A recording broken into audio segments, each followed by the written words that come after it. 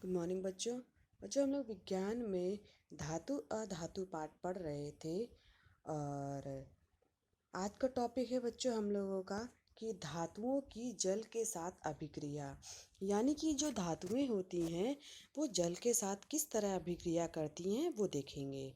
तो धातुएं बच्चों जल के साथ अभिक्रिया करके हाइड्रोजन गैस तथा धातु ऑक्साइड उत्पन्न करती हैं। जो धातु ऑक्साइड जल में घुलनशील है, जल में घुलकर धातु हाइड्रोक्साइड प्रदान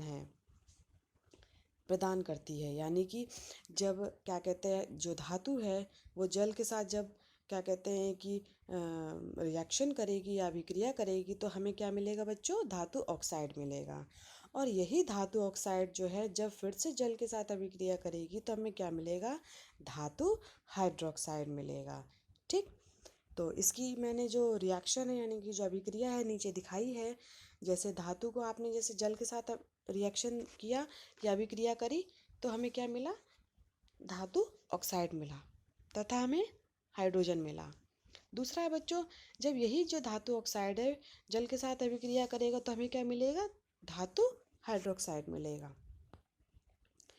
जो पोटेशियम एवं सोडियम जैसी जो धातुएं हैं वो ठंडे जल के साथ तेज से अभिक्रिया करती हैं। यानी कि अगर मैं आपको एक उदाहरण बताऊं कि आप क्या करें, एक सोडियम का टुकड़ा ले और उसको धीरे से सामान्य ताप पर पानी में डाल दे तो अचानक से उसमें विस्फोट होता है और आग लग जाती है।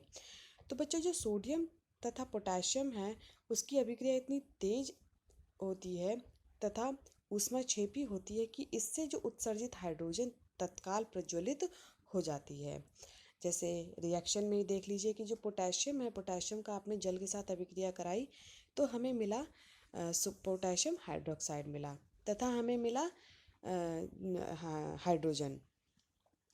और साथ ही साथ में इसमें बहुत सारी ऊष्मा भी निकलती है जो कि ज्वाला के रूप में निकलती है।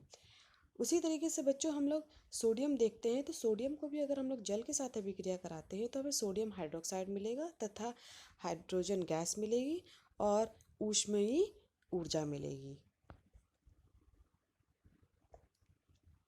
जल के साथ कैल्शियम की अभिक्रिया थोड़ी धीमी होती है। यानी कि अगर आप कैल्शियम को अगर आप जल के साथ अभिक्रिया कराते हैं तो वो इतनी तेज नहीं होती है। यहाँ उत्सर्जित ऊष्मा हाइड्रोजन के प्रज्वलित होने के लिए पर्याप्त नहीं होती है, लेकिन उधर जो पोटेशियम और सोडियम है उनके लिए वो पर्याप्त होती है। क्योंकि उपरोक्त अभिक्रिया में उत्पन्न हाइड्रोजन गैस के बुलबुले कैल्शियम धातु की सतह पर चिपक जाते हैं। यानी कि जो हाइड्रोजन गैस निकल रही है ये गैस जो है वो जो कैल्शियम है, कैल्शियम जो धातु है उसकी सतह पर चिपके रहते हैं। अतः कैल्शियम जो है वो तैरना प्रारंभ कर देती है। यानी कि जो कैल्शियम है वो मतलब कि ऊपर आ जाती है। ठीक है, नेक्स्ट बच्चों जो मैग्नीशियम है वो शीतल जल के साथ अभिक्रिया नहीं करती। यानी कि जो मैग्नीशियम को आप ठंडे जल में अगर आप डालेंगे तो उसका कोई भी रिएक्शन नहीं होगा, लेकिन जब आप गर्म जल के साथ अभिक्रिया करेंगे तो वह मैग्नीशियम हाइड्रोक्साइड गैस उत्पन्न करता है। जो कि हाइड्रोजन गैस के बुलबुले मैग्नीशियम धातु की सतह से चिपक जाते हैं, अतः ये भी तैरना प्रारंभ कर देते हैं। ठीक है, तो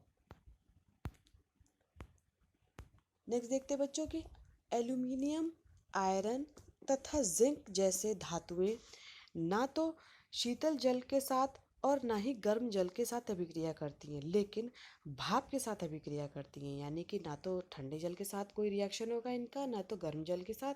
इनका रिएक्शन बच्चों किसके साथ होगा, भाप के साथ। ये धातु ऑक्साइड तथा हाइड्रोजन प्रदान करती है। यानी कि जब ये भाप के साथ अभिक्रिया करेंगे तो हमें धातु ऑक्साइड मिलेगा तथा हमें हाइड्रोजन गैस मिलेगी। तो देखिए एल्यूमिनियम का हमने भाप यानी कि H2O के साथ हमने अभिक्रिया कराई तो हमें एल्यूमिनियम ऑक्साइड मिला और हमें हाइड्रोजन गैस मिली। दूसरा हम लोग देखते हैं कि आयरन को अगर हम लोग भाप के साथ अभिक्रिया कराते हैं तो हाइड्रोजन सल्फ्यूरिक क्या कहते हैं कि सल्फ्यूरिक सॉरी फेरिक ऑक्साइड मिलेगा तथा हमें H2 मिलेगा। लेड, कॉपर, सिल्वर तथा गोल्ड जैसी धातुएं जल के साथ बिल्कुल अभिक्रिया नहीं करती हैं। बच्चों आपने देखा ही होगा कि जब आप आपके घर में कोई आपकी जो बहनें हैं या आपकी जो माँ हैं, अगर आप उनको देखा होगा चांदी की चीज़ पहने हुए, या क्या कहते हैं कि गोल्ड की चीज़ पहने हुए, तो वो जल के साथ कोई अभिक्रिया नहीं करती हैं। ठीक है। धातुओं की अम्लों के साथ अभिक्रिया। अब ये जो धातुएं हैं उनका जो अम्ल के साथ क्या रिएक्शन होता है वो देखते हैं। तो बच्चों, धातुएं जो हैं अम्ल के साथ अभिक्रिया करके संगत लवण तथा हाइड्रोजन गैस प्रदान करती हैं। यानी कि आपने क्या किया, धातु को तनु अम्ल के साथ अगर हम रिएक्शन कराते हैं तो ये हमें लवण मिलेगा तथा हमें हाइड्रोजन मिलेगा। ठीक है। तो देखिए, हम कुछ धातुओं का हम तनु अम्ल के साथ अभिक्रिया कराते हैं तो हमें लवण मिल रहा है, यानी कि FeCl2H2। यानी कि अगर हम आयरन का तनु अम्ल के साथ अभिक्रिया कराएंगे तो हमें FeCl2 मिलेगा। उसी तरह मैग्नीशियम का कराएंगे तो MgCl2 मिलेगा। Zn का कराएंगे तो ZnCl2 मिलेगा। और Al का कराएंगे तो AlCl3 मिलेगा।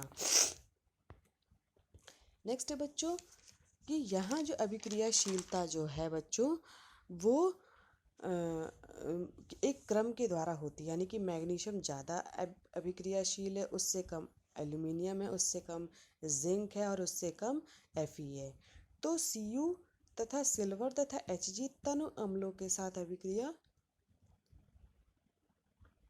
नहीं करते हैं। अब देखते हैं बच्चों, ये एक्वारेजिया क्या है। एक्वाराइजा यानी कि अम्लराज रॉयल जल का लैटिन शब्द है। रॉयल जल का क्या है, ये लैटिन शब्द नाम है एक्वारेजिया। तो तीन एक के अनुपात में सांद्र हाइड्रोक्लोरिक अम्ल एवं सांद्र नाइट्रिक अम्ल का ताज़ा मिश्रण होता है।